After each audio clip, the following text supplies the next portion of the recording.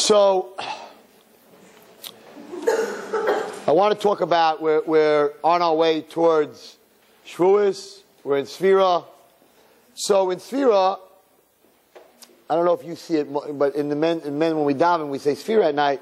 So after each day, so it says Chesed Shebechesed, Tiferes, Netzach, Hod, right? It has all these different words. There's 7 different words.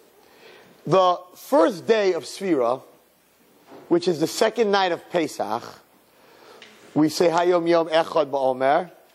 What we say afterwards is today represents Chesed Shebechesed. The last day of Sfira, which is the 49th day of Sfira, we say Malchus Sheba Malchus, the kingdom of kingdoms.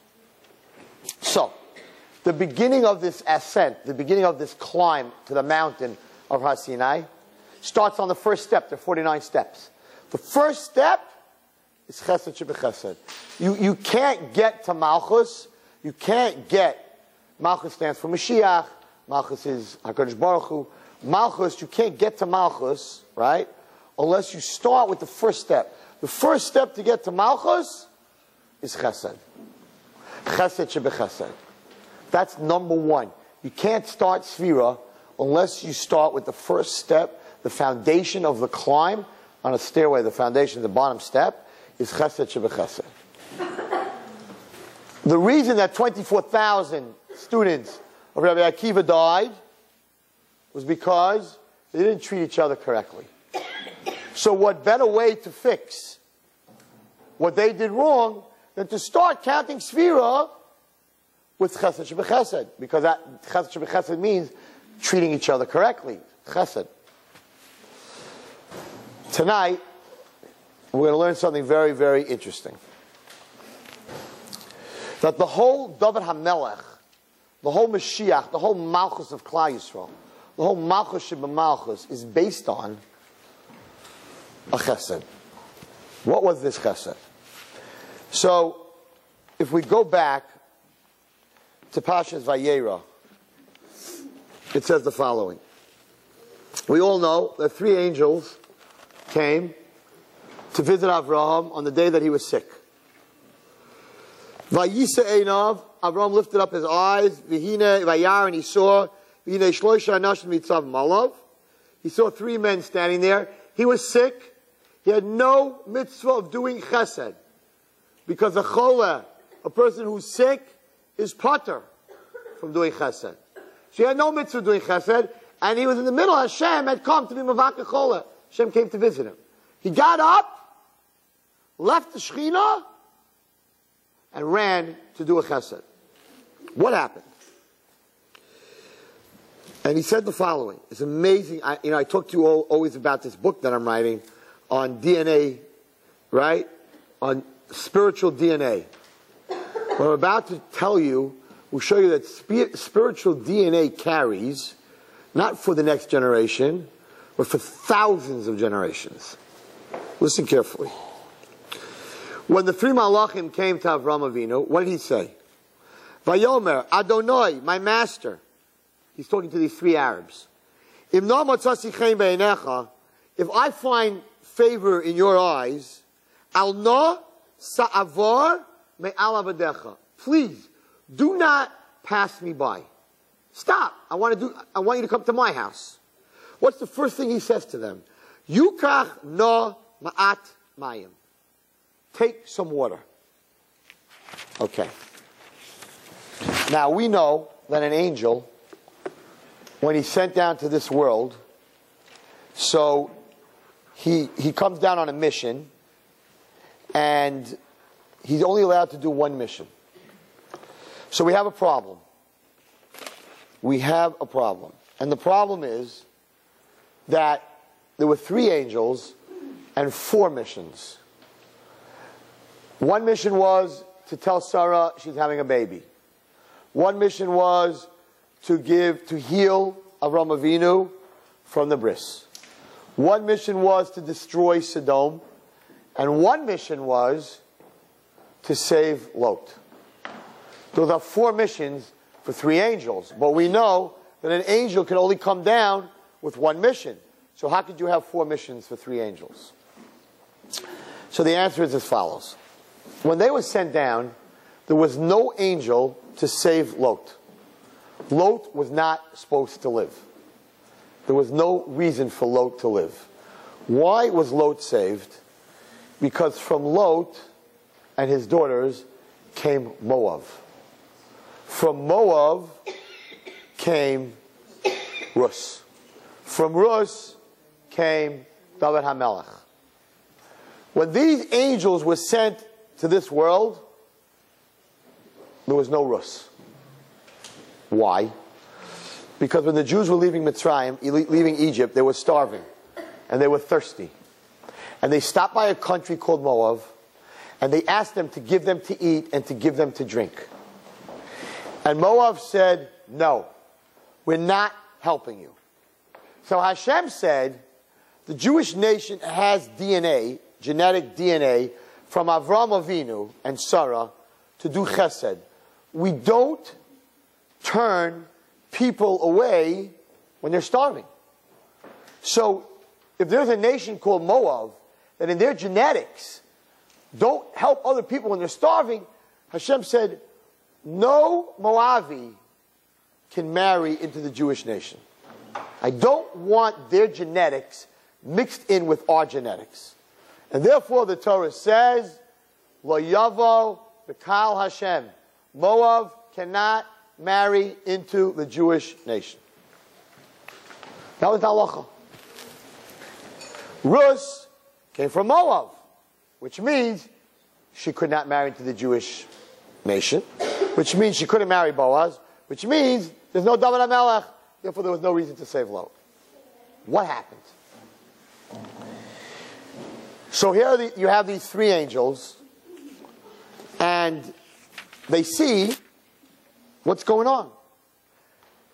Avram runs into the tent to Sarah, and he says, make me cake. It was actually Pesach, matzah. Avram runs to the animals. He gives it to Yishmael. They make it, right? And they sit down to eat, and they say, I don't understand. You guys are running around. You're getting the meat. You're getting the bread. Where's the woman? Where's your wife? You come to eat in someone's house. Who serves you? The wife. The men don't serve you. So this is weird. We're being served by the man of the house, Avraham, and your son Yishmael. Shouldn't your wife be serving us? We should all be sitting at the table, and the woman should be bringing in the food. So they said to him, Ayeh Sarah Ishtecha, where is your wife? So he answered, my house is different than an Arab's house. And he said the following, Vayomer hine ba'ohel. She's in the house. A Jewish woman does not serve food to guests, to strange men. She's not in contact with strange men. 3 Arabs walking into the house. No, my wife's not coming out here and serving you. I don't know who you are. She's a tznuah. And the next pasuk says, so they said to him, next year we're going to come back at this time, and there'll be a son to your Sarah, your wife. The Sarah, says the Torah, Shamas Pesach ha'ohel v'hu acharav. Where was Sarah? Why did the Torah tell me this? Tell me where she is? Who cares where she is, right? Torah says, you want to know where she was? She heard him say it. She was on the other side of the door, behind them. She never came out. Because Avraham Avinu paskined that it's not a woman's place to be serving strange men. Whatever we paskin in this world gets paskin in the other world. So now that Avraham Avinu paskin the halacha, that a woman's job is not to feed men, not to go out and feed, but the men are supposed to be the one, she's supposed to prepare the food, and the men are the ones who are supposed to feed the strangers. So when the Jews came to Moab, that the Moabi women didn't come out and serve the Jewish people was really the correct thing to do. Because Avraham said that women are not supposed to serve strangers. The Jews were a strange nation. They weren't Moabim. So since he passed in that halacha, Now, a woman from Moab could marry into the Jewish nation. So now all of a sudden, there was a reason to save Lot. Because Lot was having a child, Moab. And from Moab was coming Rus. And because Avraham now passed, so when the three angels came to Avraham, they each had their job, they did it. But one angel got a new job. And his new job was to save Lot. He wasn't sent from Shemayim with that job, because at that point, the women from Moab were just as bad as the men from Moab. But now that Avraham passed in this lahalacha, there was a new shlichus. And therefore, the basis of Mashiach, the basis of David HaMelech, the basis of Malchus Sheba Malchus, is chesed. Because the whole story that happened here, that Avraham made food and passed in the halacha that his wife was in the Ohel, was only because he invited the Arabs in, and therefore he did a chesed. From that chesed came the Malchus. So Sfira starts with chesed sheba chesed, which brings us to Malchus sheba Malchus. What's the chesed sheba chesed? Because halachically, he wasn't mechayev to do chesed here, because he was sick. So he didn't have to do chesed. He could have sat there and said, I'm sick. So he did a chesed sheba chesed. From his chesed sheba chesed came a Malchus sheba Malchus. Came the Mashiach, came the kingdom of David HaMelech. Now comes the scary part. If you look at the words that are used in Parshas Vayera, listen carefully. Vayomer, he said to the angels, Adonai, my masters, if I find favor in your eyes, now remember these words, al na sa'avor, do not pass by. And the first thing he said is, Yukach na ma'ayim, now that you're staying, take water.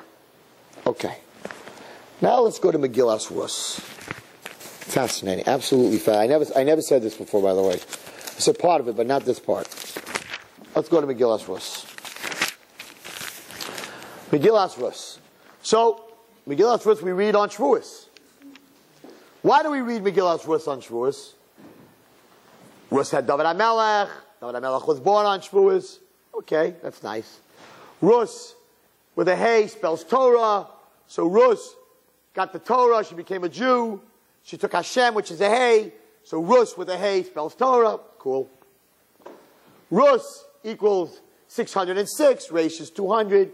Taf is 400. Vav is 6 equals 606. Rus was a non-Jew, so she had 7 mitzvahs, right? So when she became a Jew, how many mitzvahs did she accept? 606. So that's why we read Rus. It's all very cutesy answers. But I'll tell you a very deep answer. Why we read specifically Rus on Shavuos. And for everybody that's watching and everyone that's here, I am going to answer something, but I want to say Refuah Shlema to these people before I answer it, because what I'm about to say should give everybody Refuah Shlema. Avraham Moshe Mordechai ben Sarabela, Golieta bas Rachel, Rachel Rivka bas Peril, Yechiel Yeshua ben Rachel Leah, Peril Tzipora bas Nechel Lecha, Chaim Yisrael ben Chana, Rivka ben Chana Tzipora, Rivka Yuketil Aryeh ben Leah, Rav Yitzchak, Tuvia ben Riko, Bracha Elka bas Merasha Rivka, Avram Yishaya ben Aviva, Meir ben Jamie, Pasha Gittel bas Mindel, Rachel bas Chana Gittel, Mazel Tov. Oh, thank you for the Mazel Tov. Okay. So, there's been a discussion. You might have to move the camera a little bit because I'm going to start walking a little bit. There's been a discussion. A lot of people have come to see my high school. A lot of people have studied Ornava as a model. A lot of people have studied Ateres Nava, which I'm very proud of. My seminary, which is doing absolutely amazing. The seminary turned into a family. That's my dream always, that all my organizations, that it becomes a mishpacha, becomes a family. You should feel like a family. And it's being studied by a lot of people. The Israeli government came to our school a few times. It's being studied by a lot of people. And there's a big machlokes on why it works. It's a big argument. Why Ornav is working, and right now watching Dallas, LA, I mean, everybody's watching, right?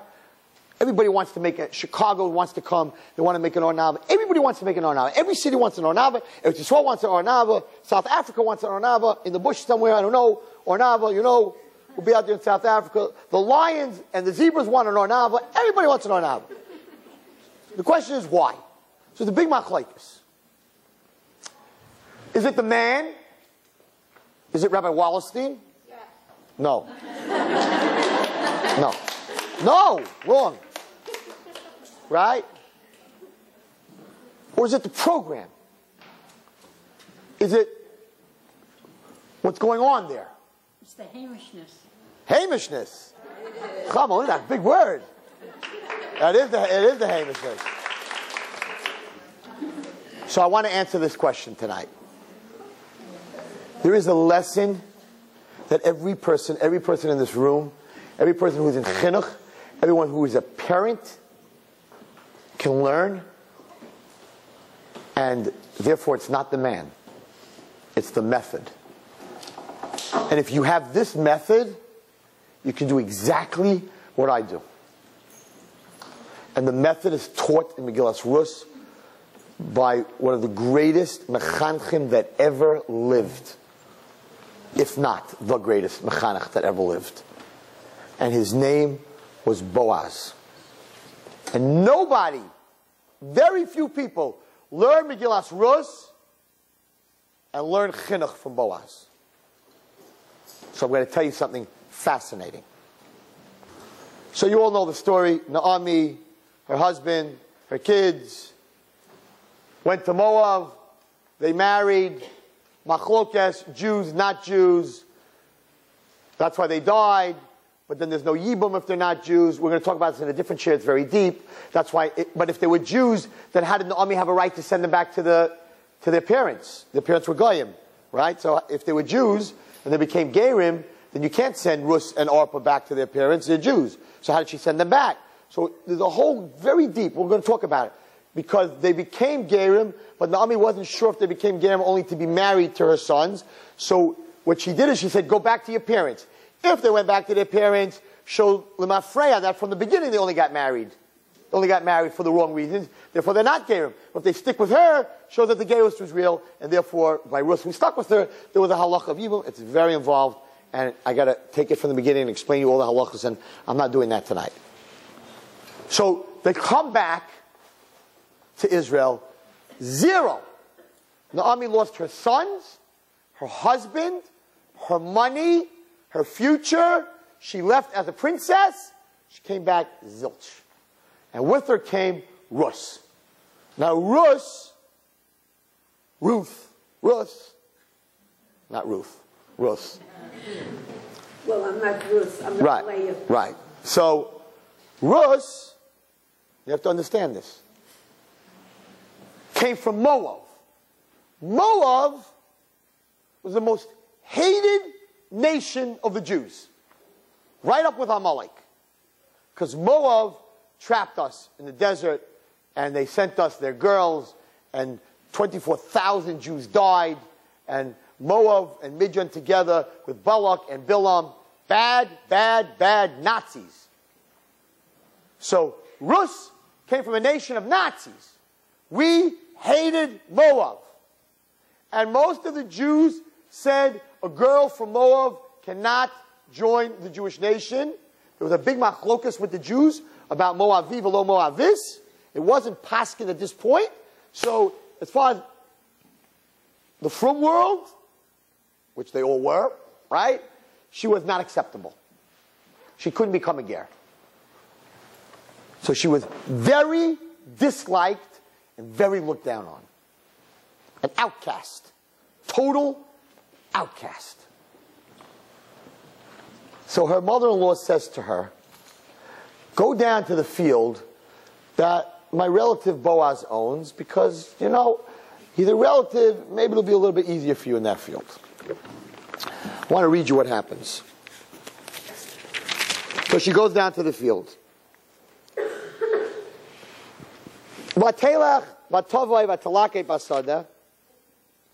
She goes and she collects in the field.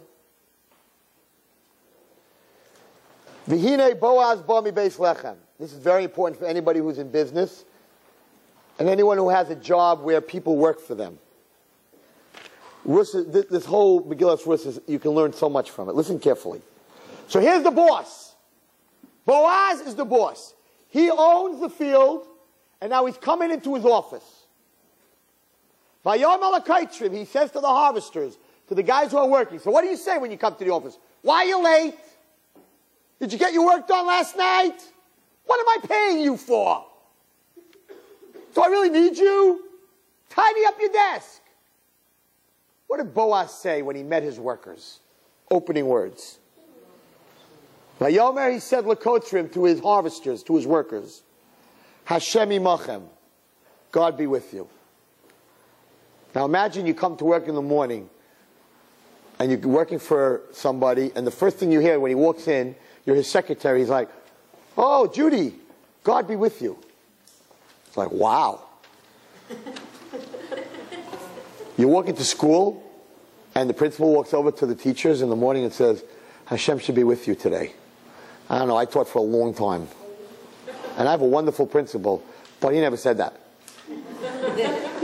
He said, you're late again? For a guy that's never late, I don't know why he made those stories up. So, that's his opening statement to his workers. God be with you. What does a worker react when you talk like that? When you talk to someone the right way, what's the reaction? Vayomer lo. So his workers said back to him, Yivarechecha Hashem, God should bless you. Imagine every morning, starting at work, where the boss says, God should be with you, and the workers tell the boss, God should bless you. Huh? That's the way to go to work in the morning. That's the way to go to school in the morning. That's the way to go to school. That's the way to start your class, girls, if you become a teacher. Kindalach. Children. Hashem imachem. Today in class, God should be with you. Because if he ain't, you're in big trouble. It's just a different start. Okay. Now, Rus was a tznuah. She was extremely, which is, at the end of my speech tonight, it's going to be a little, it's going to get a little rough in this room. Rus was a tznuah. She was very modest. Where'd that come from? She came from, her father was the king of Moab, the lowest immoral country in the world. How come Rus was a tznuah? All the Jewish girls, when they picked up the leket, the wheat that fell, they bent over to pick it up. Rus, I don't know from this stuff, because I don't, right? But she curtsied, whatever that means, right? So they saw like, wow, she doesn't even bend over, she curtsies to make sure that you don't see any part of her body when she picks it up. She's a big tznuah. They thought she was different. Where did Rus become a tznuah from? And the answer is that the whole Rus, that there was a Rus, was only because V'hinei ba'ohel. Because Avraham paskind, my wife is a tznuah. She's in the house. So the whole creation of Rus came through tznius. So her spiritual DNA, the reason that she's here, which came from Sarah Imenu, was that she was a tznuah. And that's why Boaz took notice. He took notice because there's a girl in the field, not like all the other girls. So, Vayomer Boaz lenaro hanitzav al hakaitzrim. So Boaz turned to the head harvester, the foreman, the guy that was taking care of the whole thing, the big man.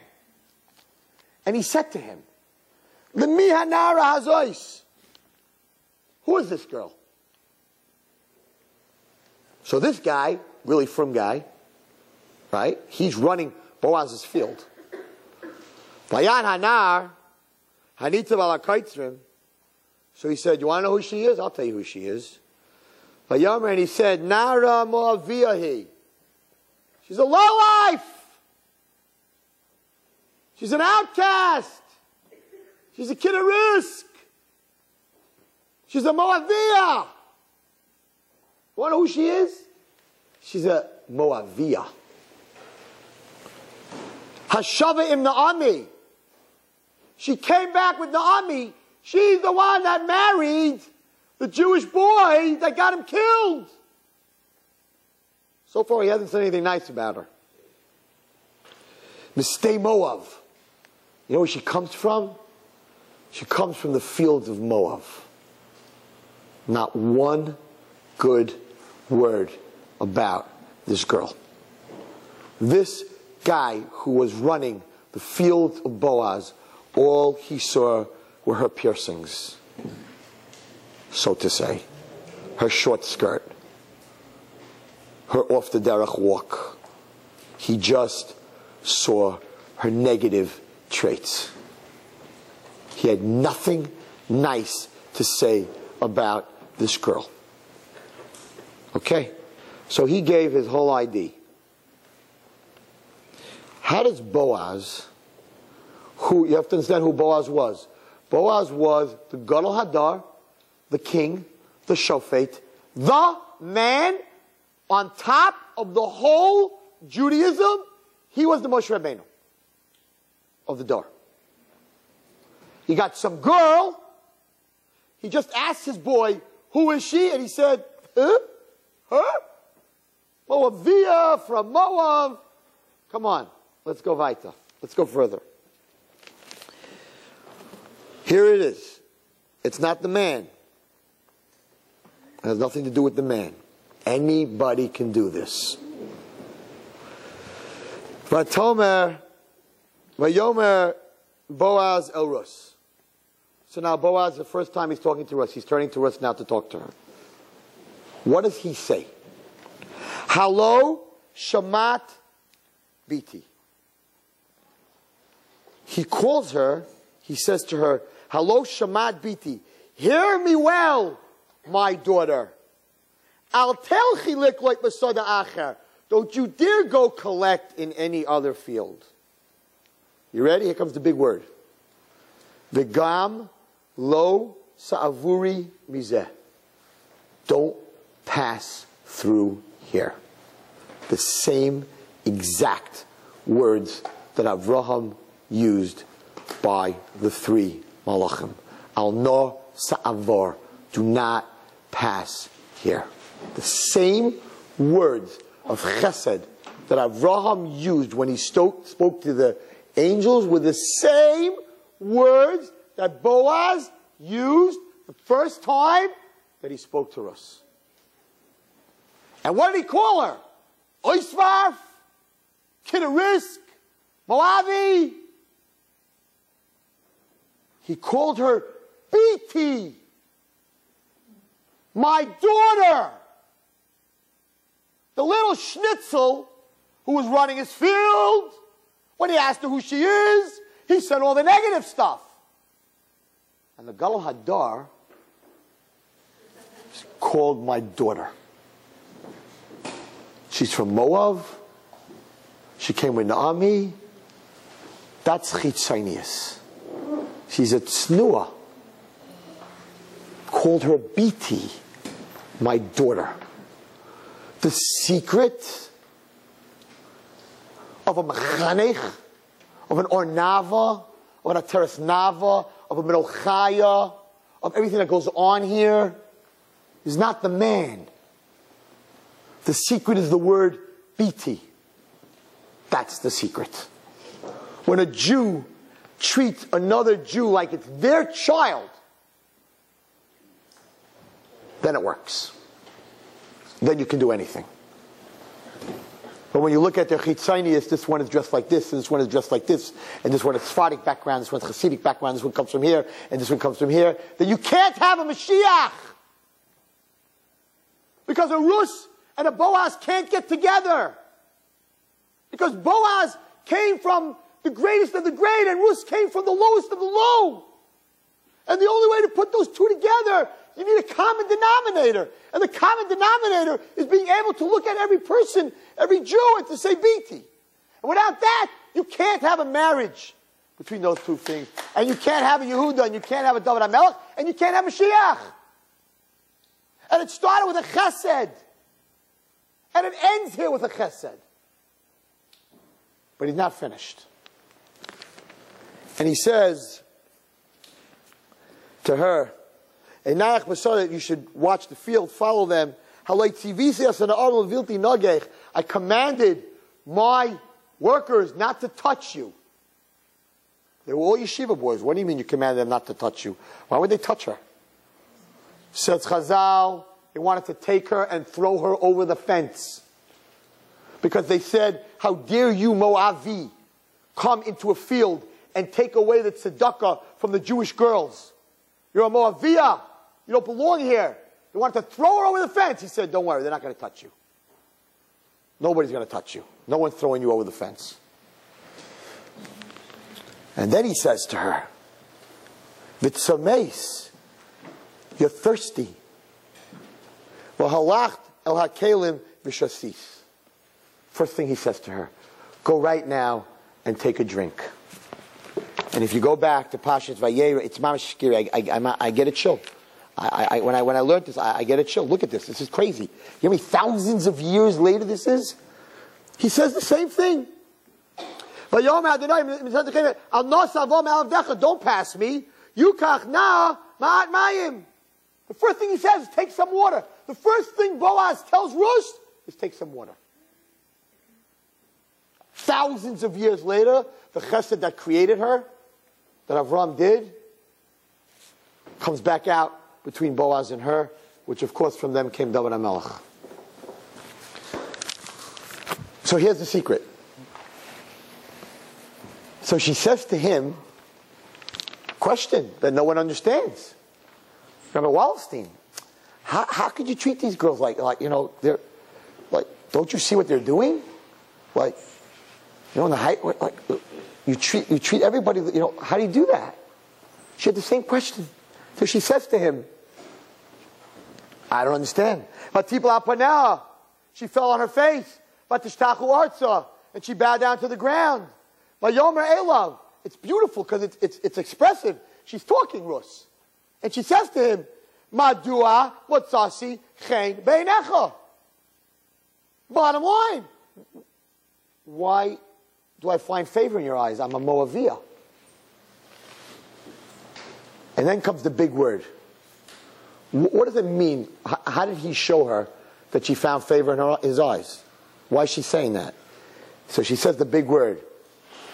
Lahakireni. That you're giving me recognition. That I'm something. That I'm somebody.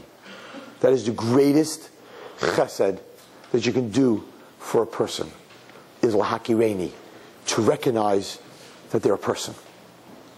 She said, why do I deserve this? Why are you recognizing me? Why are you paying me any attention? I'm a stranger. I'm different. I'm different. I'm not one of the regular kids. I'm a different kid. Why are you giving me attention? Why Arnava? Why are you giving me attention? I'm different. I'm not like everybody else. She asked the question. Why? Is it yeshivas for the best? For the perfect? Why are you giving the not such perfect kids attention? This is a question in the basis of Megillas Rush. She's asking Boaz. I don't understand what's going on over here. There are a lot of other girls in the field. Why are you giving me attention? Fantastic question. So now let me tell you what Boaz answers her. This is crazy stuff. Vayam Boaz. You want to know why I'm giving you attention? Vayam Boaz vayomala haged hu gadli. It was told to me, everything you did for your mother-in-law after your husband died. What did she do for her? What did you do for her? You left your parents. Like Avraham Avinu, lech lecha me'artzecha, and the land that you were born in. And you came to a nation that you don't even know. Yishalem Hashem pulech. Hashem should pay you. So what he told her was,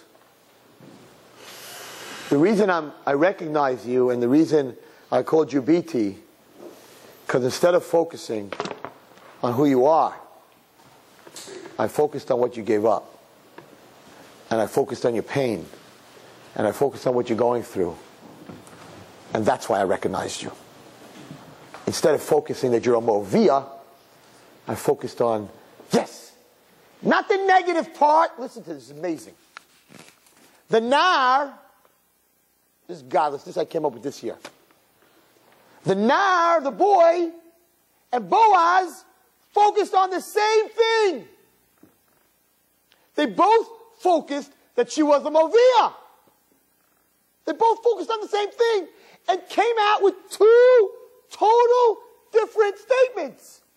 He focused on that she's a Moavia, the Nar, she's a lowlife.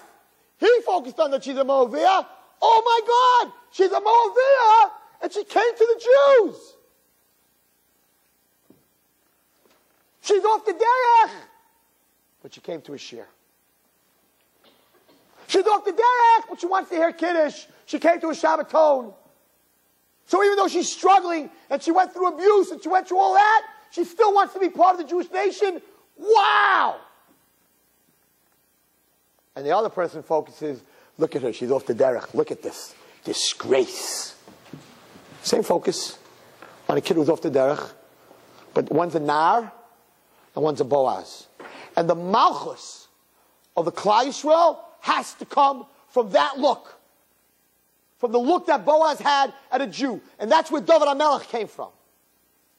Being able to see a Moavia, but instead of seeing where she came from, seeing what she gave up to be where she's at. That's Mashiach. That's Malchus Sheba Malchus. That's what we're driving out in Sfira. That's the kapora on Rabbi Akiva's Talmid and what they did to each other. Last line. So she turns to, after he says this, and she says the following.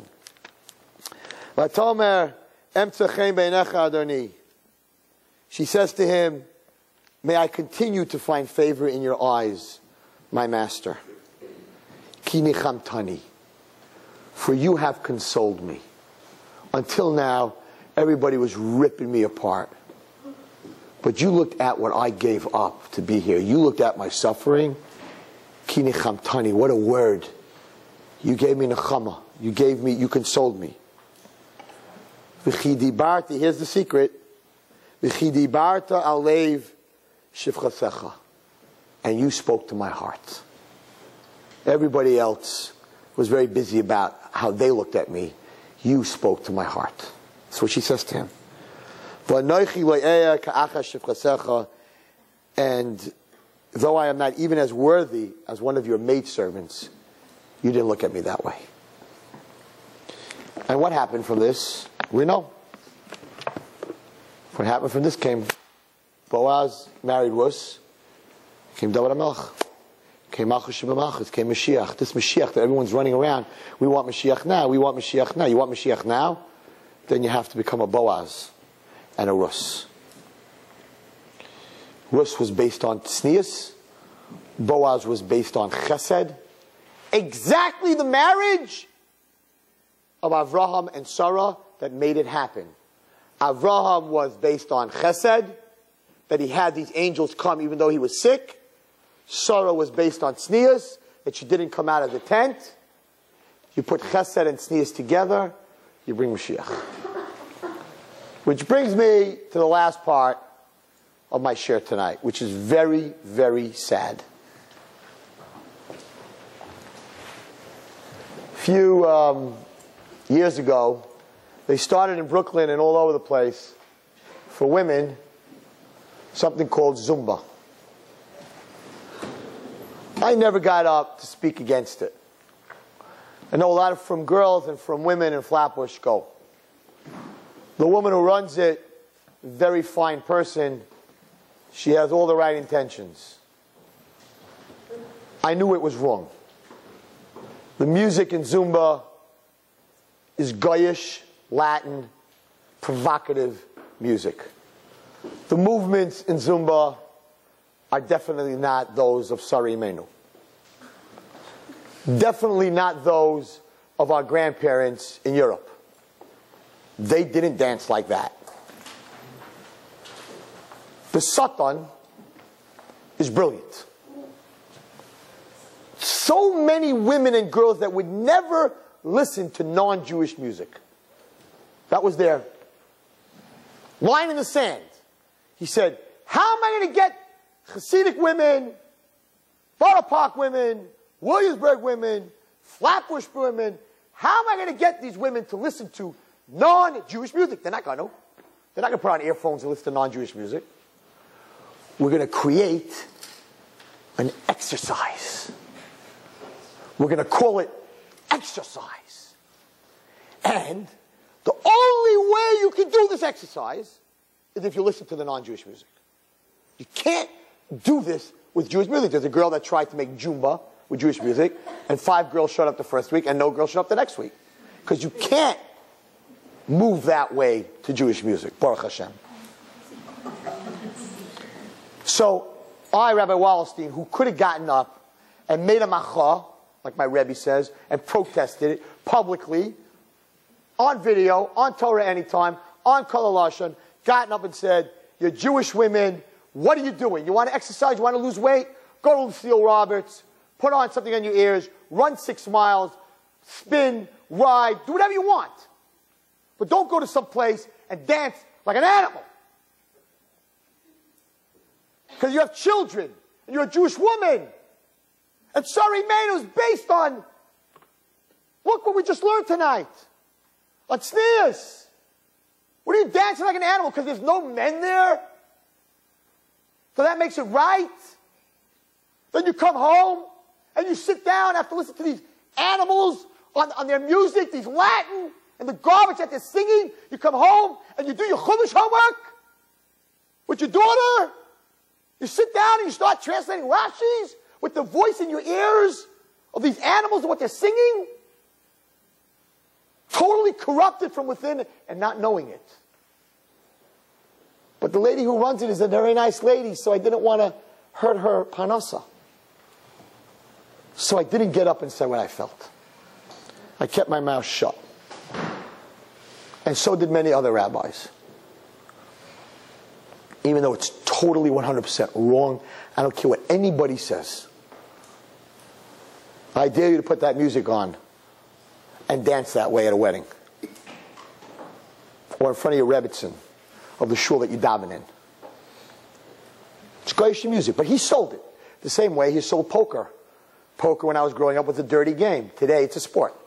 How do you get all the kids and all the young people to play poker? They put it on a channel called ESPN, which is a sports channel, and they made poker a sport. So once poker became a sport, the whole America is playing poker. It used to be a card game that's for lowlifes and mafias and all these guys. Now, ESPN, hockey, basketball, football, baseball, poker. It's on the same channel. So yeah, so the Satan got it in. So cards, I've been up in Kosher Delight on Avenue J, and the kids from school, they're playing poker. When I grew up, are you crazy? Poker's for lowlifes. No, it's a sport. So he sold Latino music, black music, to the frommest women. And they walked out and said, exercise. So last night when I was giving the shit to the boys, the boy says to me, Rebbe, I don't understand. What's wrong with it? They're all women. They're all women, so what's wrong with it? There's no guys there. So I put on a little display. And I said, if there's no problem, so then why don't we just take a bunch of men, right, us guys, in a room like this, no women, put on some black music, right, and start going, yo, what's up, man? Start dancing, jumping, and then, when we finish at 9 o'clock, you know, you will, right, then, Shema, you start davening right afterwards. Like, right? There's no girls there watching us. So, like, what's wrong with it? We should have gyms of men with rock and roll music, all jumping like a bunch of monkeys in the jungle, right? With all the non-Jewish music, because you don't see me dancing, and it's not even not sneers for you to watch me dance. Because a girl can watch a guy dance, right? So it's not even a question of not sneers. So, like, what's wrong with it? So I'm like, sure. And then right afterwards, I'm going to start learning Gemara. With that in my head. Yo, what's up with that? Amarav Chanina. Yo, what's up? Tana Rabbana. Yo, what's up? Right? Sure. That's going to work. What are you out of your mind? I told him you're crazy. You don't think it affects you? How can it not affect you? I made the mistake. I admit it. I asked Hashem, Chatasi Avisi Prashati. I should have given this shir 2 years ago. How many women, how many marriages, how many kids I would have saved from starting their road down the path of non-Jewish music and being provocative and not sneeze because of Zumba. I didn't do it because I was weak. Well, let me tell you what happened because I didn't do it. And I think it's a very important lesson for every single person to learn. There comes a time to be a Pinchas. There comes a time to step up and to say what you got to say. So this week, Hashem should forgive me. This week, Sunday night, while we were opening Gal Time, taking 7th and 8th graders, and teaching them Torah, teaching them that they can fly like a butterfly, teaching high school girls that they can fly like a butterfly. Let me tell you what else opened that night. Right here. Right in our backyard. Right in Marine Park. Nobody tried to close it. Nobody stood outside with placards. I'll have it in a minute. And it's a little bit my fault because I could have stopped it when I stopped Zumba. I would have stopped this. It's hard making sure I don't find it, but I'll find it. Here we go. You ready? So they sent out a text message, and it says the following. Hey, everyone! I'm not going to say her name. Blank. Jewish name. I'm opening a dance and fitness studio. We are having an opening party this Sunday at 7 p.m. to 10. The different teachers will be doing a demonstration, a demo, so you can see what classes are all about. So far, everything seemed to be good.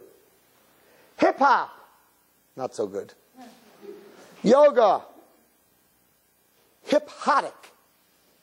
I don't know what that is. I don't know what hip-hotic is, but it don't sound good. Belly dancing, tracks. I don't know what that is either. And pole dancing. What is it? Women only, casual dress, no heels. Come and bring your friends. 1-347-70 blank. Pole, P-O-L-E. That's the number on the sign. The lowest form for a woman to dance in the world, in the sleaziest, lowest garbage of the world, is pole dancing. There's nothing lower. That's what they have in I'm specifically not saying where they have it. The lowest of the low. How could a Jewish woman in Brooklyn open up a place to invite Jewish frum women to come and dance pole dancing? And the answer is, Wallerstein, you gave the Yetzer Hara a teeny little opening. You allowed Zumba. Zumba will become pole. Pole will become prostitution. And you will lose all of your kids. Now, you think the problem is this woman who opened up the place, who says that they're having it in the Olympics because it's gymnastics. Of course it's gymnastics now. Because it's like poker. It became a sport. It's beautiful. Mommy, where were you tonight? Oh, I'm coming back from pole dancing. Can we do our Chumash homework now? Oh, your mother wasn't home last night. Where was she? Pole dancing.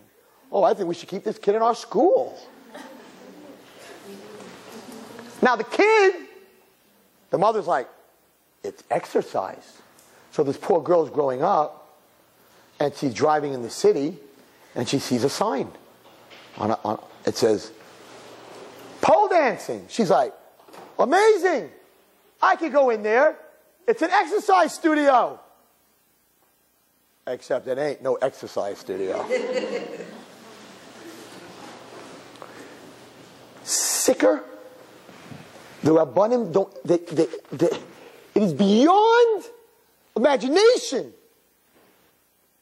that someone could advertise and that women went. And she said, Rabbi, do you have a problem with it? Come. We'll show you. But there's nothing wrong with it, idiot. I'm going to come and you're going to show me? And what happens if you're wrong and there is something wrong with it?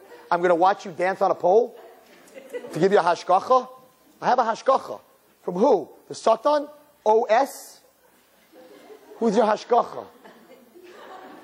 So where did it come from? It came from not opening our mouth when we should have. You let Zumba, you let me in, says the Satan, I'm going to make this into an exercise. Yeah, it's going to be in the Olympics. So how many Goyish and non-Jewish kids are going to end up thinking that pole dancing is okay, and before you know it, he'll have them pole dancing, and then finish. Goodbye. The whole world is just falling apart. So I said to the boys last night, first I was very upset that they knew what I was talking about. Number one. Nobody asked me any kashas. Like, what is that, Rebbe? They're like, what? But what bothers me more is that it's a statement on all of us in this room, on every single one of us that lives in Brooklyn. Because if someone can advertise this and is not scared, that means that they believe that where they live, no one's going to give them a problem. And that there's nothing wrong with it. So it's a statement on all of us that live here.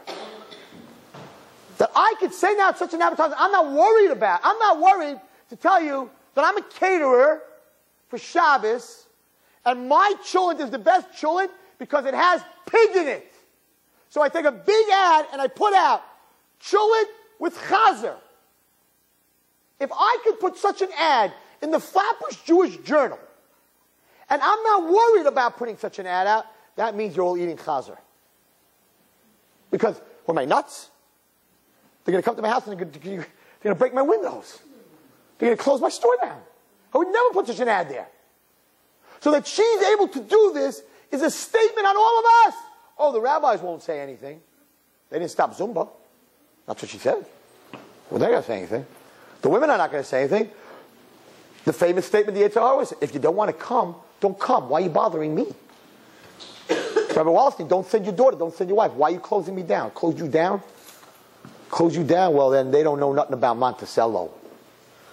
Because there was a place in Monticello, there was a pool hall, and any woman that's in Ornava long enough knows that the guy stood on the top step, and he also said, you don't like it, you don't have to come. You're not closing me down, I own Monticello. 2 days later, that place was shut down, closed forever. Now they sell hangers. Hangers, it's a hanger store.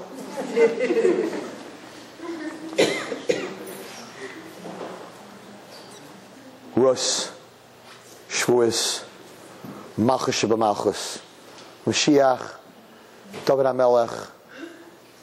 Freedom from this gullus is based on Sarah Imenu's tznius. The Satan opened up a place like this in the days between Pesach and Shavuos. In the days of tznuah, of tznius, of Megillas Rus. It's our job to shut it down. It's our job to get up and say, not in my backyard. You want to open it in Harlem? Open it in Harlem. You want to open it in the village? Open it in the village. But not in my backyard where I have Jewish children walking by a storefront that says one something something pole. How dare you open that up in front of my children? It's time that us Jewish women and Jewish men open up our mouth and stop sitting here and just letting everything happen because we're going to lose the next generation. We lost enough already. It's time to open your mouth. Or you'll never see Mashiach, ever. Because Mashiach is based on tznius and chesed. You can't have tznius if you have such a place open in your neighborhood. It's a disgrace. And I was warned. Don't get up and talk about it. They're going to think you're crazy. I said, if I don't talk about it, I got to answer to a higher authority. I still have to answer for Zumba. I'm not answering for this one. Oh, yeah. There used to be a pole. There used to be poles. They were called badim in the Torah. And those poles were used to carry the Aron HaKodesh and the menorah and the shulchan and the mizbeach. Those were the poles that Jewish people knew. Poles that carried the Klei HaKodesh. Now look where we're at. May Hashem have pity on all of us and bring back the poles of the Klei HaKodesh b'mheira. Amen.